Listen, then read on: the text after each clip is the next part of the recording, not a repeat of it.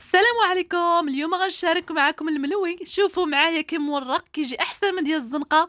صيبوه غير راسكم في الدار. درت كيلو ديال الدقيق، 250 غرام ديال السميده، شويه د الملحه، عجنتهم بالماء دافي حتى كيولي عندي على هذا الشكل. من بعد كنشكلوهم كويرات بحال هكا، كنخليهم يرتاحوا واحد شويه، كنديروا السميده مع شويه ديال الخميره.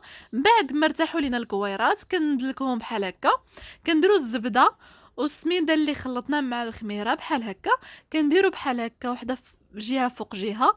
كنعاودوا نديروا الزبده وشويه د السميده، غير قلوها ما ديروش بزاف، وكنخليو هذيك ترتاح. من بعد ما كملوا الكويرات ديالنا كاملين، كنديروا بحال هكا، كنبقاو حنا كنجبدوا في العجين ديالنا من الجهه الاخرى، حتى كنبقاو هكا، ما تضغطوش عليها بزاف، لويو نتوما بشكل خفيف. من بعد ضغطوا عليها هكا من الجناب وقرصوها بحال هكا.